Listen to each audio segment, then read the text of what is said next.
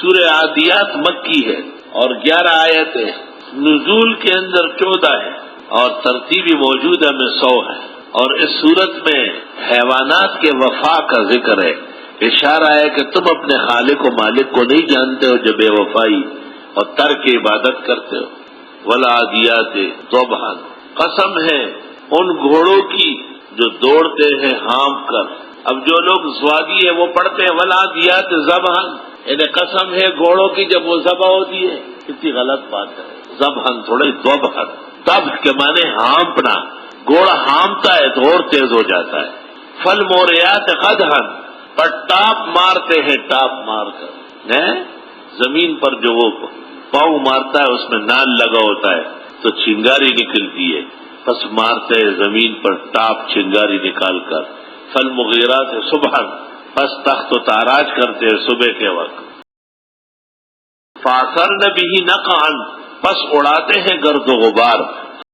فوسطن به جمعا، پس گھستے ہیں دشمن کے جمگٹے میں۔ گھوڑے بڑے بہادر ہوتے ہیں، بڑے جمجو ہوتے ہیں۔ یہ جو صلاح الدین یوسف کا جو نظام ان لوگوں نے وہ پریکٹیکلی کیا ہے، اسکرین بنایا ہے، کہ آپ بڑے حیران ہوں گے کہ صلاح الدین کا گھوڑا سب سے نرالا ہے۔ ان الانسان لربی لکنود، بے شک انسان رب کا ناشکرا ہے، اور گھوڑا اپنے مالک کے لیے جان کٹاتا ہے، دشمن کی صفوں میں گھستا ہے۔ وَإِنَّهُ عَلَى ذَلِكَ لَشَهِيدٌ، اور اس انسان کو خود اس کا پتہ ہے۔ وَإِنَّهُ لِحُبِّ الْخَيْرِ لَشَدِيدٌ، اور بے شک یہ مال کی محبت میں پکا ہے۔ جو مال کی محبت میں پکا وہ کبھی کسی کا دوست نہیں ہو سکتا، بیٹا نہیں ہو سکتا، شاگرد نہیں ہو سکتا، وہ تو مال خور ہے اور مال چور ہے۔ مال قربان کرنا پڑے گا، اور مال کو اپنے شیخ پر، دوست پر۔ مولانا روم آئے تھے نا ملنے کے لیے، تو خواجہ عبید اللہ احرار بہت بڑے مالدار تھے، کئی ہفتے لگے ان سے ملنے کے۔ آج گھوڑوں کی نگرانی ہو رہی ہے، آج سونا چاندی پیش ہو رہا ہے، یاقوت پیش ہو رہا ہے۔ چاش کے وقت خواجہ سے چاش پڑھ رہے تھے، اجازت دے دی کہ مولانا روم کو لے آؤ۔ مولانا روم داخل ہوئے تو آہستہ سے کہا، نہ مردساں کی دنیا دوست دارت، وہ کتنا باکمال ہوگا جس کی اتنی دنیا ہے۔ خواجہ صاحب نے کچھ کہا نہیں، حالانکہ خواجہ صاحب کے متعلق لکھا ہے ابن ندیم نے فہرست کے اندر کہ امام بخاری سے زیادہ حدیث ہے ان کو یاد۔ امام بخاری کو 6 لاکھ، ان کو 9 لاکھ یاد، 9 لاکھ سندن متن یاد، 5 جرح و تعدیل کے یاد۔ اعزاز و اکرام کیا، اس نے کہا مجھے شیخ سے ملنا ہے، ملتان جا رہا ہوں۔ کہا میں کسی کو ساتھ بھیجوں؟ کا نہیں۔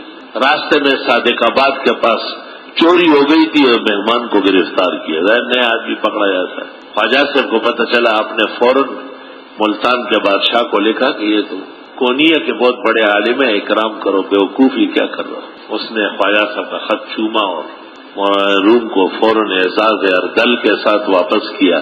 تو جس وقت مولانا روم شکریہ ادا کرنے آئے، پہلے کہا تھا نا مردساں کی دنیا دوست دارت، وہ کوئی باکمال نہیں ہو سکتا جو دنیا سے اتنی محبت کرے۔